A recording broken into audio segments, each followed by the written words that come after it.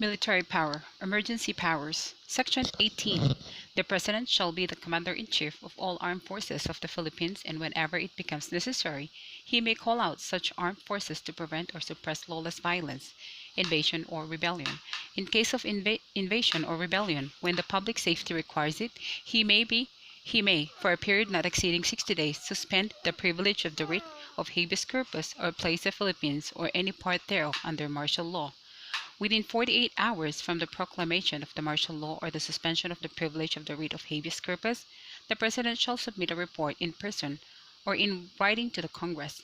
The Congress, voting jointly, by a vote of at least the majority of all its members, in regular or special session, may revoke such proclamation or suspension, with revocation shall not be set aside by the President, which revocations shall not be set aside by the President. Upon the initiative of the President, the Congress may, in the same manner, extend such proclamation or suspension for a period to be determined by the Congress, if the invasion or rebellion shall persist and public safety requires it. The Congress, if not in session, shall within 24 hours following such proclamation or its suspension convene in accordance with its rules without need of a call. The Supreme Court may review, in an appropriate proceeding filed by any citizen, the sufficiency of the factual basis of the proclamation of martial law or the suspension of the privilege of the writ or the extension thereof, and must promulgate its decision thereon within 30 days from its filing. A state of martial law does not suspend the operation of the Constitution, nor supplant the functioning of the civil courts or legislative assemblies, nor authorize the conferment of jurisdiction on military courts and agencies over where civil courts are able to function, nor automatically suspend the privilege of the writ. The suspension of the privilege of the writ shall apply only to persons judicially charged for rebellion or offenses inherent in or directly connected with invasion. During the suspension of the privilege of the writ, any person thus arrested or detained shall be judicially charged within 3 days, otherwise he shall be released. The military power. Section 18. Bolster the principle announced in Article 2, Section 3, that civilian authority is at all times supreme over the military. By making the President the Commander-in-Chief of all the armed forces, the Constitution lessens the danger of a military takeover of the government in violation of its republican nature. Section 18 grants the President as Commander-in-Chief a sequence of graduated powers, from the most to the least benign. These are the calling out power, the power to suspend the privilege of the writ of habeas corpus, and the power to declare martial law. San Lakas versus Executive Secretary. The power of the sword makes the President the most important figure in the country in times of war or other similar emergency.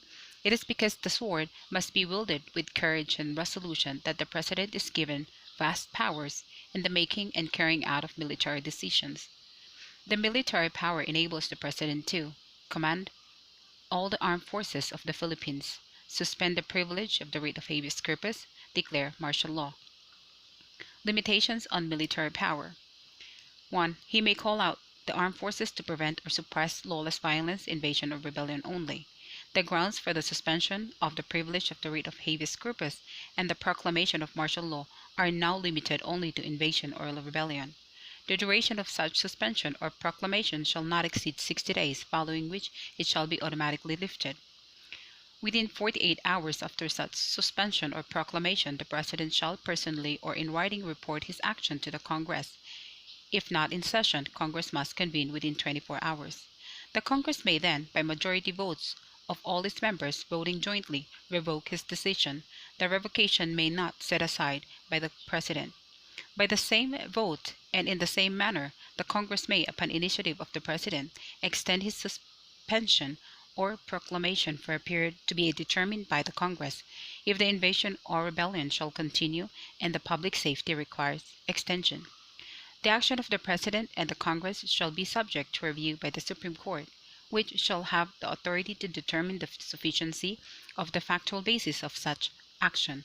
This matter is no longer considered a political question and may be raised in an appropriate proceeding by any citizen. Moreover, the Supreme Court must decide the challenge within 30 days from the time it is filed. Martial law does not automatically suspend the privilege of the writ of habeas corpus or the operation of Constitution. The civil courts and the legislative bodies shall remain open. Military courts and agencies are not conferred jurisdiction over civilian where the civil courts are functioning. The suspension of the privilege of the writ of habeas corpus shall apply only to persons facing charges of rebellion or offense inherent in or directly connected with invasion. Any person arrested for such offenses must be judicially charged therewith within 3 days, otherwise shall be released. Commander-in-Chief Clause. Calling out power. The President shall be the Commander-in-Chief of all armed forces of the Philippines, and whenever it becomes necessary, he may call out such armed forces to prevent or suppress lawless violence, invasion, or rebellion. Military power over the military. The President has absolute authority over all members of the armed forces. Gurani versus Senga. He has control and direction over them. As Commander-in-Chief, he is authorized to direct the movement of the naval and the military forces placed by law at his command, and to employ them in a manner he may deem most effectual to harass and conquer and subdue the enemy. Since the President is Commander-in-Chief of the armed forces, she can demand obedience from military officers. Military officers who disobey or ignore her command can be subjected to court-martial proceedings. Thus, for instance, the President, as Commander-in-Chief, may prevent a member of the armed forces from testifying before a legislative inquiry. A military officer who disobeys the President's directive may be made to answer before a court-martial. Since, however, Congress has the power to conduct legislative hearings, Congress may make use of remedies under the law to compel attendance. Any military official whom Congress summons to testify before it may be compelled to do so by the President. If the President is not so inclined, the President may be commanded by judicial order to compel the attendance of the military officer. Final judicial orders have the force of the law of the land, which the President has a duty to faithfully execute. Civilian supremacy. Bernasian view. Is the President a member of the armed forces? Dichotomy of views. 5. The President is not only a civil official. As Commander-in-Chief of all armed forces, the President is also a military officer. This dual role given by the Constitution to the President is intended to ensure that the civilian controls the military. Bernas. The weight of authority favors the position that the President is not a member of the armed forces but remains a civilian. The President's duties as Commander-in-Chief represent only a part of the organic duties imposed upon him. All his other functions are clearly civil in nature. He is elected as the highest civilian officer. His compensation is received for his services rendered as President of the nation, not for the individual part of his duties.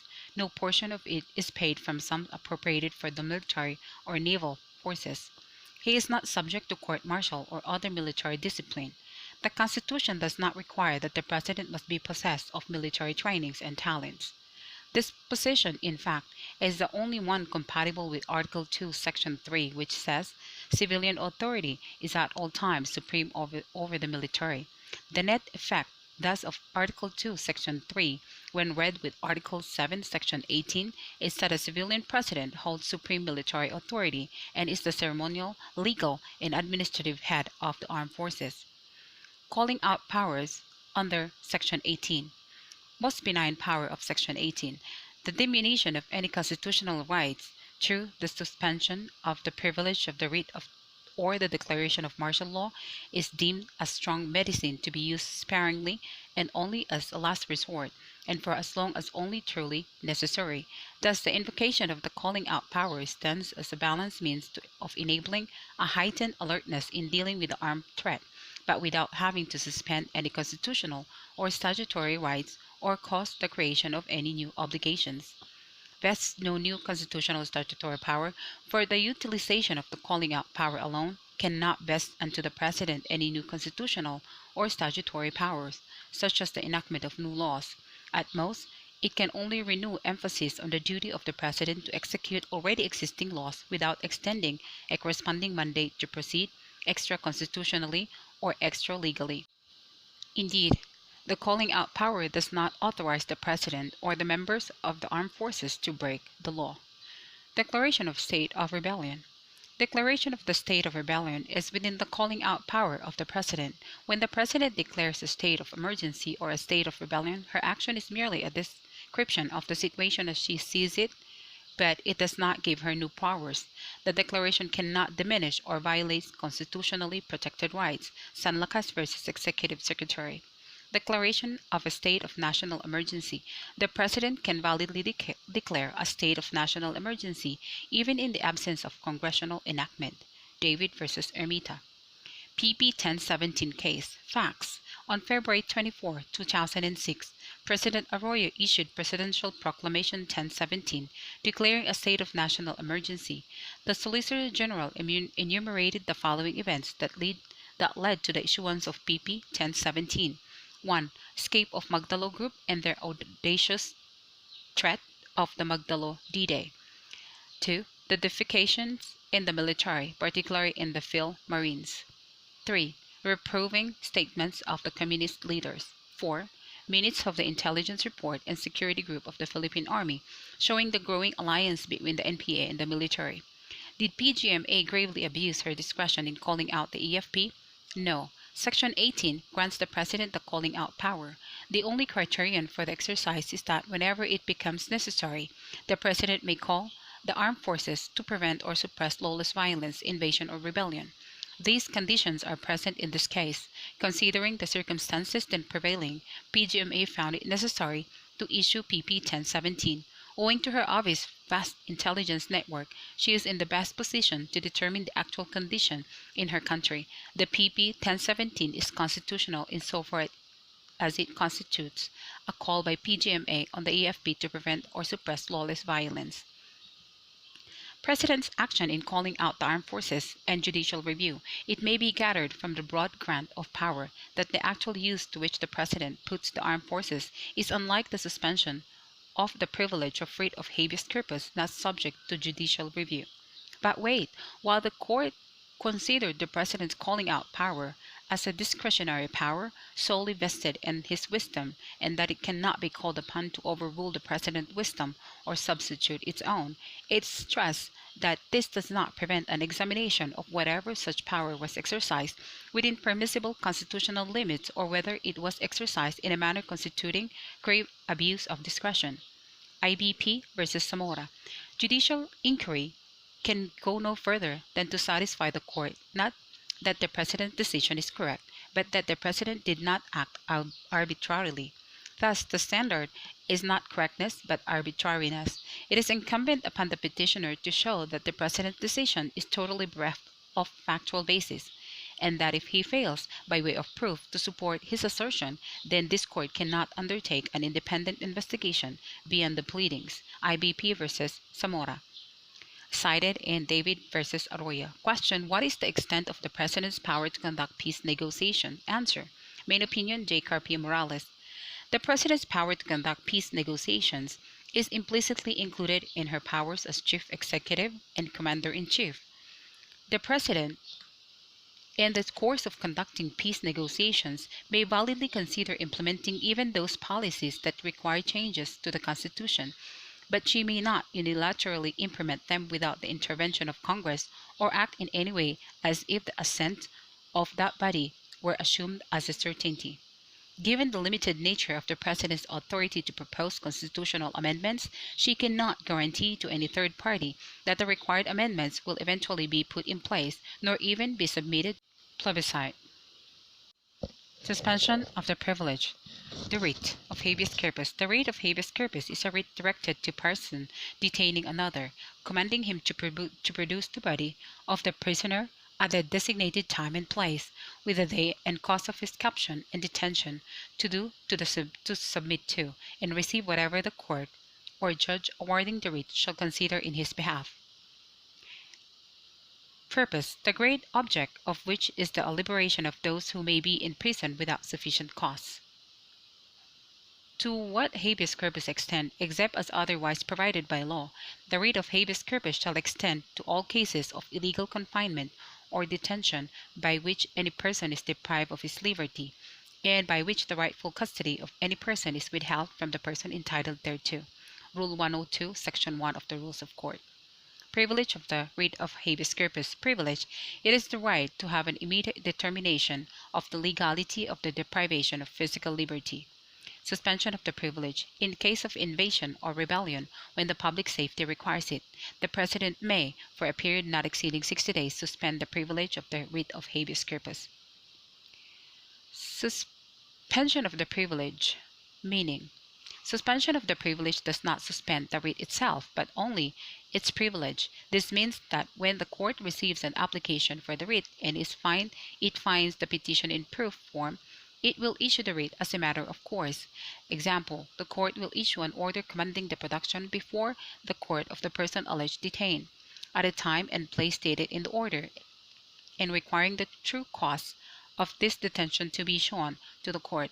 If the return to the writ shows that the person in custody was apprehended and detained in areas where the privilege of the writ has been suspended, or for crimes mentioned in the executive proclamation, the court will suspend further proceedings in the action. Facts. Claiming they were illegally arrested without any warrant of arrest, petitioners sued several officers of the AFP for damages. The officers of the AFP argued that the action was barred since the suspension of the privilege of the writ of habeas corpus precluded judicial inquiry into the illegality of their detention. Held, the contention of AFP officers has no merit. The suspension of the privilege of writ of habeas corpus does not render valid an otherwise illegal arrest or detention. What is suspended is merely the right of individual to seek release from detention through the writ of habeas corpus. General limitations of the power to suspend the privilege, to whom applicable. The suspension of the privilege of the writ shall apply only to persons judicially charged for rebellion or offenses inherent in or directly connected with invasion. Effect of applicable persons. During the suspension of the privilege of the writ, any person thus arrested or detained shall be judicially charged within 3 days, otherwise he shall be released. The suspension of the privilege of the writ does not impair the right to bail. Factual basis for suspending the privilege in case of invasion or rebellion when the public safety requires it. Duration not to exceed 60 days, following which it shall be lifted unless extended by Congress. 4 ways to lift their suspension: lifting by the President himself, revocation by Congress, nullification by the Supreme Court, by operation of law after 60 days. Duty of the President. Within 48 hours from the proclamation of martial law of the suspension of the privilege of the writ of habeas corpus, the President shall submit a report in person or in writing to the Congress. The role of Congress. Congress convene. The Congress, if not in session, shall within 24 hours following such proclamation or suspension convene in accordance with its rules without need of call. Congress may revoke. The Congress, voting jointly by a vote of at least a majority of all its members in regular or special session, may revoke such proclamation or suspension, which revocation shall not be set aside by the President. Congress may extend.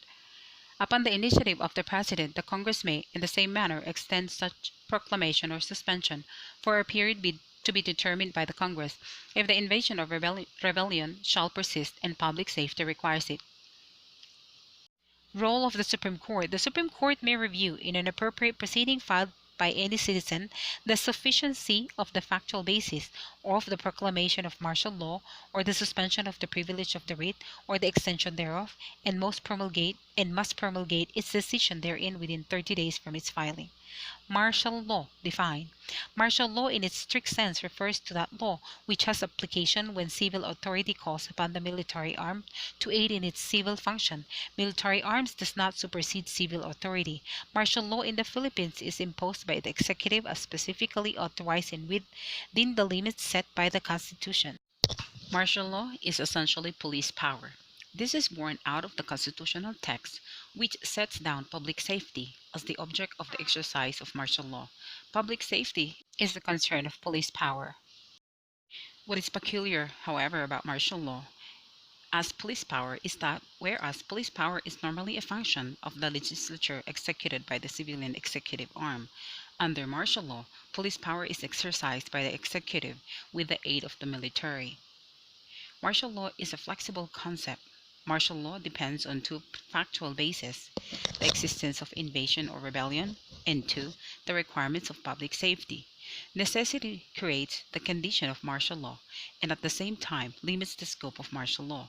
Certainly, the necessities created by a state of invasion would be different from those created by rebellion. Necessarily, therefore, the degree and kind of vigorous executive action needed to meet the varying kinds and degrees of emergency could not be identical under all conditions. The common denominator of all exercise by an executive officer of the discretion and judgment normally exercised by a legislative or judicial body. Proclamation of martial law.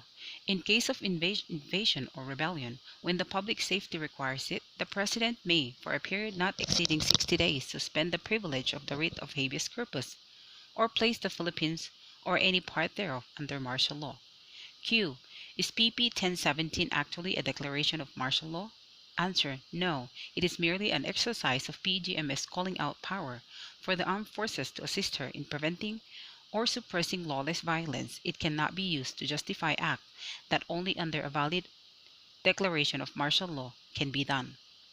David versus Ermita. General limitations on the power to proclaim. 1. Time limit of 60 days. 2. Review and possible revocation by Congress. 3. Review and possible nullification by the Supreme Court. Effects of proclamation of martial law. 1. Suspend the operation of the Constitution. Effects of proclamation of martial law. State of martial law does not suspend the operation of the Constitution, supplant the functioning of the civil courts or legislative assemblies, authorize the conferment of jurisdiction on military courts and agencies over where civil courts are able to function, automatically suspend the privilege of writ. Open court doctrine. Civilians cannot be tried by military courts if the civil courts are open and functioning. The President can. This is based on UP and Beta 2008 Bar Reviewers, but see excerpt from Berna's commentary. The President can legislate. 2. Order the arrest of people who obstruct the war effort. Berna's commentary.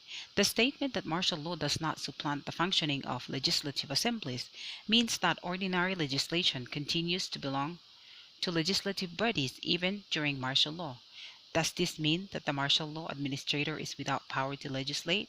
Answer: in actual theater or war, the martial law administrator's word is law within the limits of the Bill of Rights, but outside the theater of war, the operative law is ordinary law. Grounds factual basis for the proclamation. In case of invasion or rebellion, when the public safety requires it. Duration: not to exceed 60 days, following which it shall be lifted, unless extended by Congress. 4 ways to lift the proclamation: lifting by the President himself, revocation by Congress, nullification by the Supreme Court by operation of law after 60 days. Duty of the President: within 48 hours from the proclamation of martial law or the suspension of the privilege of writ of habeas corpus, the President shall submit a report in person or in writing to the Congress. The role of Congress. Congress convenes. Congress may either revoke or, with President's initiative, extend. Congress convenes. The Congress, if not in session, shall within 24 hours following such proclamation or suspension convene in accordance with its rules without need of a call. Congress may revoke. The Congress, voting jointly by a vote of at least a majority of all its members in regular or special session, may revoke such proclamation or suspension, which revocation shall not be set aside by the President. Congress may extend. Upon the initiative of the President, the Congress may, in the same manner, extend such proclamation or suspension for a period to be determined by the Congress, if the invasion or rebellion shall persist and public safety requires it. The role of the Supreme Court. The Supreme Court may review, in an appropriate proceeding filed by any citizen, the sufficiency of the factual basis of the proclamation of martial law or the suspension of the privilege of the writ or the extension thereof, and must promulgate its decision thereon within 30 days from its filing. Power of executive clemency. Section 19. Except in cases of impeachment, or as otherwise provided in this Constitution, the President may grant reprieves, commutation, and pardons, and remit fines and forfeitures after conviction by final judgment. He shall also have the power to grant amnesty with the concurrence of a majority of all the members of the Congress. Power of executive clemency, non-delegable. The power of executive clemency is a non-delegable power and must be exercised by the President personally. Clemency is not a function of the judiciary. It is an executive function. The exercise of the pardoning power is discretionary in the President and may not be controlled by the legislature or reversed by the court, save only when it contravenes its limitations. Purpose for the grant of power of executive clemency. Human fallibility. Purpose that Section 19 gives the President the power of executive clemency is a tacit admission that human institutions are imperfect and that there are infirmities in the administration of justice. The power therefore exists as an instrument for correcting these infirmities and for mitigating whatever harshness might be generated by a too strict application of the law. In recent years, it has also been used as a bargaining chip in effort to unify various political forces. Forms of executive clemency. 1. Reprieves. A postponement of a sentence to a date certain, or a stay in the execution. Commutations. Reduction or mitigating of the penalty. Pardons. An act of grace which exempts the individual on whom it is bestowed from the punishment which the law inflicts for the crime he has committed. Remission of fines. 5. Forfeitures. 6. Amnesty commonly denotes the general pardon to rebels for their treason and other high political offenses. Limits on executive clemency. Constitutional limits on executive clemency. It cannot be exercised in case of impeachment. Number 2. Reprieves, commutation, and pardons. And a remission of fines and forfeitures can be given only after conviction by final judgment. 3. A grant of amnesty must be with the concurrence of a majority of all the members of Congress. 4. No pardon, amnesty, parole, or suspension of sentence for violation of election laws, rules, and regulations shall be granted by the President without the favorable recommendation of COMELEC. Other limitations. 1. A pardon cannot be extended to a person convicted of legislative contempt or civil contempt. 2. Pardon cannot also be extended for the purpose of absolving the pardonee of civil liability, including judicial costs. 3. Pardon will not restore offices forfeited. Pardon. What is pardon? Pardon is as an act of grace. What does pardon imply? Act of grace which exempts the individual on whom it is bestowed from the punishment which the law inflicts for the crime he has committed. B. Because pardon is an act of grace, no legal power can compel the executive to give it. It is an act of pure generosity of the executive, and it is his to give or to withdraw before it is completed. Congress has no authority to limit the effects of the President's pardon or to exclude from its scope any class of offenders. Courts may not inquire into the wisdom or reasonableness of any pardon granted by the President. Pardon implies guilt. The pardon looks to the future. Pardon looks to the future. Classification of pardon. 1. Plenary. Extinguishes all the penalties imposed upon the offender, including accessory disabilities. Partial. Does not extinguish all the penalties. Absolute. One extended without any string attached. Conditional. One under which the convict is required to comply with certain requirements. A. Pardonee may reject conditional pardon. Where the pardon is conditional, the offender has the right to reject the same, since he may feel that the condition imposed is more onerous than the penalty sought to be remitted. B. Condition lawful. It is necessary that the condition should not be contrary to any provision of law. Condition coextensive. The condition of the pardon shall be coextensive with the penalty remitted. Hence, if the condition is violated after the expiration of the remitted penalty, there can be no longer be violation of the conditional pardon. D. When the condition is that the recipient of the pardon should not violate any of the penal laws, who determines whether penal laws have been violated? Must the recipient of pardon undergo trial and be convicted for the new offense? The rule that is followed is that the acceptance of the conditions of the pardon imports the acceptance of the condition that the President will also determine whether the condition has been violated. Torres versus Gonzalez, 2005 bar question. Scope of pardon. In granting the President power of executive clemency, the Constitution does not distinguish between criminal and administrative cases. Lamas versus Orbas. Pardon is only granted after conviction of final judgment.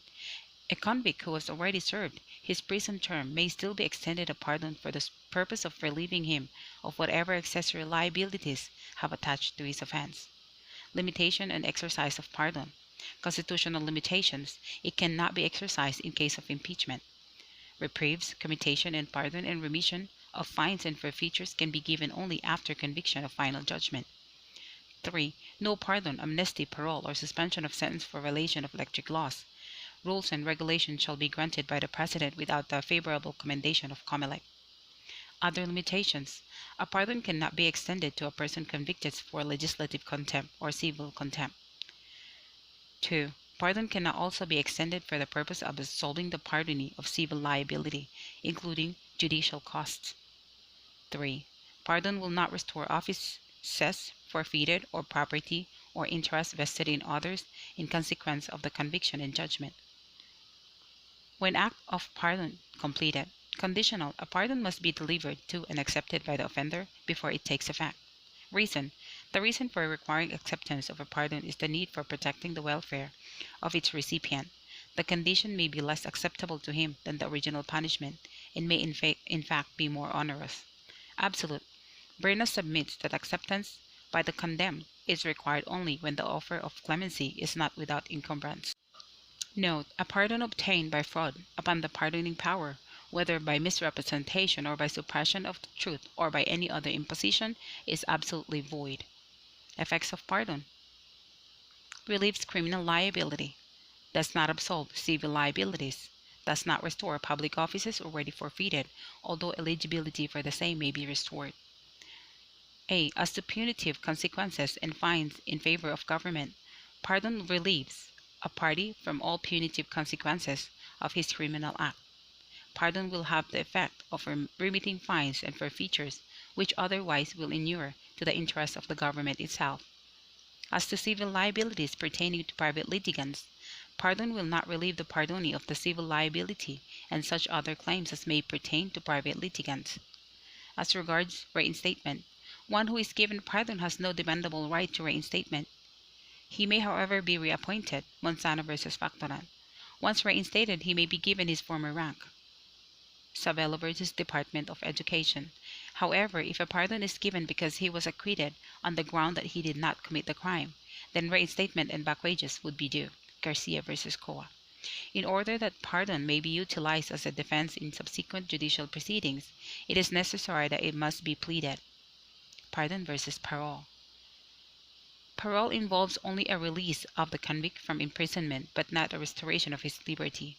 The parolee is still in the custody of the law, although no longer under confinement, unlike the pardonee, whose sentence is condoned, subject only to reinstatement in case of violation of the condition that may have been attached to the pardon. Amnesty. Grant of general pardon to a class of political offender, either after conviction or even before the charges are filed. It is the form of executive clemency which under the Constitution may be granted by the executive only with the concurrence of the legislature. Nature. It is essentially an executive act and not a legislative act, though concurrence of Congress is needed. According to Scene 5, citing Brown versus Walker, Congress is not prohibited from passing acts of general amnesty to be extended to persons before conviction. Time of application. Amnesty may be granted before or after the institution of criminal prosecution, and sometimes even after conviction. People versus Casido.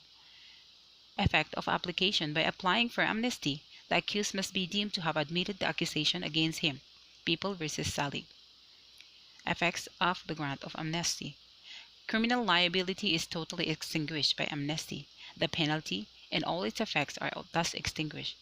Article 89 of the RPC. It has also been held that when a detained convict claims to be covered by a general amnesty, his proper remedy is not habeas corpus petition. Instead, he should submit his case to the proper amnesty board. Requisites. Concurrence of a majority of all the members of Congress. There must be a previous admission of guilt. Vera versus People. Pardon versus amnesty. Pardon, addressed to ordinary offenses, granted to individuals. Conditional pardon must be accepted. No need for congressional concurrence. Private act of the President. Pardon looks forward. Only penalties are extinguished. Civil indemnity is not extinguished. only granted after conviction of final judgment. Amnesty, addressed to political offenses, granted to a class of persons, need not be accepted, requires congressional concurrence. A public act, subject to the judicial notice. Amnesty looks backward, extinguishes the offense itself, may be granted before or after conviction. Tax amnesty, legal nature, needs concurrence of Congress. Legal nature, tax amnesty is a general pardon or intentional overlooking of its authority to impose penalties on persons otherwise guilty of evasion or violation of revenue or tax law, and as such partakes of an absolute forgiveness or waiver by the government of its right to collect what otherwise would be due it. Republic versus IAC. Needs concurrence of Congress. Bernas submits that the President cannot grant tax amnesty without the concurrence of Congress. Other forms of executive clemency, grants of reprieves, commutations, and remission of fines and forfeitures are explicit in the Constitution. Reprieve. A reprieve is a postponement of a sentence to a date certain, or a stay in the execution. Commutation. Commutation is a remission of a part of the punishment, a substitution of a less penalty for the one originally imposed. Commutation does not have to be in any form. Thus, the fact that a convict was released after 6 years and placed under house arrest, which is not a penalty, already leads to the conclusion that the penalty have been shortened. Drulon versus CA. Commutation is a pardon in form, but not in substance, because it does not affect his guilt. It merely reduces the penalty for reasons of public interest rather than for a sole benefit of the offender. In short, while a pardon reaches both punishment prescribed for the offense and guilt of the offender, a commutation merely reduces the punishment. Remission. Remission of fines and forfeitures merely prevents the collection of fines or the confiscation of forfeited property. It cannot have the effect of returning property which has been vested in third parties or money already in the public treasury. The power of the chief executive to remit fines and forfeitures may not be limited by any act of Congress, but a statute may validly authorize other officers, such as department heads or bureau chiefs, to remit administrative fines and forfeitures. Borrowing power. Section 20. The President may contract or guarantee foreign loans on behalf of the Republic of the Philippines with the prior concurrence of the Monetary Board and subject to such limitations as may be provided by law. The Monetary Board shall, within 30 days from the end of every quarter of the calendar year, submit to the Congress a completed report of its decision on application for loans to be contracted or guaranteed by the government or government-owned and controlled corporations, which would have the effect of increasing the foreign debt and containing other matters as may be provided by law. Power to contract or guarantee foreign loans. Requirement. The President may contract or guarantee foreign loans on behalf of the Republic of the Philippines with the prior concurrence of the Monetary Board and subject to such limitation as may be provided by law. Reasons for concurrence. A President may be tempted to contract or guarantee loans to subsidize his program of government and leave to its succeeding administration to pay. Also, it will enable foreign lending institutions to impose conditions on loans that might impair our economic and even political independence. Why the Monetary Board? Because the Monetary Board has expertise and consistency to perform the mandate. Such expertise or consistency may be absent among the members of Congress. Spouses Constantino versus Cuistia. Q. The financing program for foreign loans instituted by the President extinguished portions of the country's pre-existing loans through either debt buyback or bond conversion. The buyback approach essentially pre-terminated portions of public debts, while the bond conversion scheme extinguished public debts through the obtention of a new loan by virtue of a sovereign bond issuance, the proceeds of which in turn were used for terminating the original loan. Petitioners contended that buyback or bond conversion are not authorized. Article 7, Section 20. Answer. The language of the Constitution is simply and clear, as it is broad. It allows the President to contract and guarantee foreign loans. It makes no prohibition on the issuance of certain kinds of loans or distinction as to which kinds of debt instruments are more onerous than others. This court may not ascribe to the Constitution the meanings and restrictions that would unduly burden the powers of the President. The plain, clear, and unambiguous language of the Constitution should be construed in a sense that will allow the full exercise of the power provided therein. It would be the worst kind of judicial legislation if the courts were to construe and change the meaning of the Organic Act. Duty of Monetary Board. The Monetary Board shall within 30 days from the end of every quarter of the calendar year submit to the Congress a complete report of its decision on applications for loans to be contracted or guaranteed by the government or government-owned and controlled corporations, which would have the effect of increasing the foreign debt and containing other matters as may be provided by law. Reason for reporting: in order to allow Congress to act on whatever legislation may be needed to protect public interests.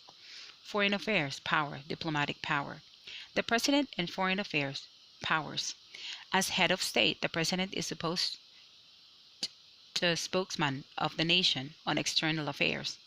The conduct of external affairs is executive altogether. He is the sole organ authorized to speak or listen for the nation in the broad field of external affairs. Foreign relations power of the President: 1.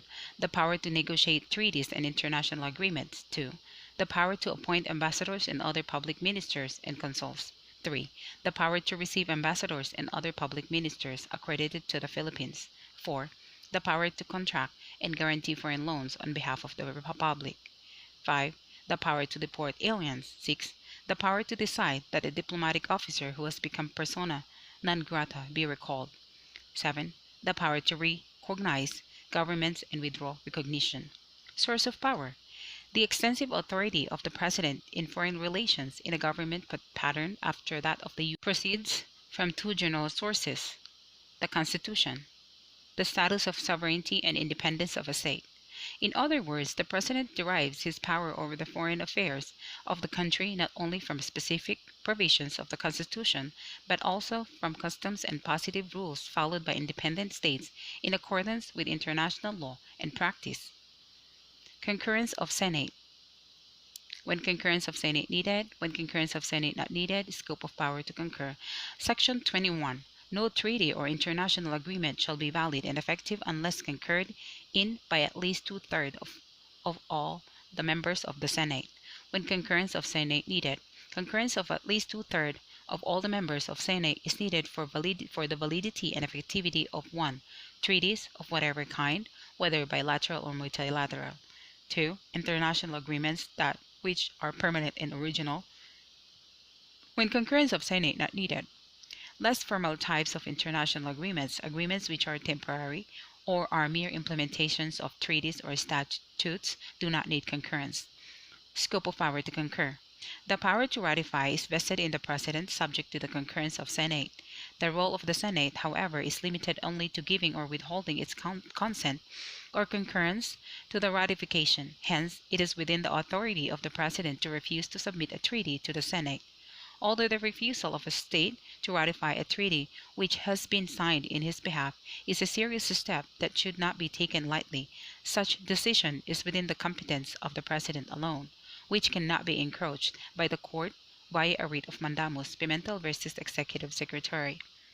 The power of the Senate to give its concurrence carries with it the right to introduce amendments to a treaty. If the President does not agree to any amendments or reservations added to a treaty by the Senate, his only recourse is to drop the treaty entirely. But if he agrees to the changes, he may persuade the other nation to accept and adopt the modification. Treaty. Treaty is an international agreement concluded between states in written form and governed by international law, whether embodied in a single instrument or in two or more related instruments, and whatever designation. 1969 Vienna Convention of the Law of Treaties. 2 general steps. Negotiation. Here the President alone has authority. Treaty approval. Effects of treaties. Contract between states as parties. It is a law for the people of each state to observe. Municipal law. Treaties versus executive agreements. 1. International agreements which involve political issues or changes of national policy, and those involving international arrangements of a permanent character take the form of a treaty, while international agreements involving adjustment of details carrying out will establish national policies and traditions and involving arrangement of a more or less temporary nature take the form of executive agreements. 2. In treaties, formal documents require ratification, while executive agreements become binding through executive action. Commissioner on Custom versus Eastern Sea Trading. Power to deport. The power to deport aliens is lodged in the President. It is subject to the regulations prescribed in Section 69 of the Administrative Code or to such future legislation as may be promulgated. The adjudication of facts upon which the deportation is predicted also devolves on the Chief Executive, whose decision is final and executory. Tantong versus Deportation Board. Judicial review. Treaties and other international agreements concluded by the President are also subject to check by the Supreme Court, which has the power to declare them unconstitutional. Budgetary power. Section 22. The President shall submit to the Congress within 30 days from the opening of every regular session, as the basis of the General Appropriations Bill, a budget of expenditures and sources of financing, including receipts from existing and proposed revenue measures.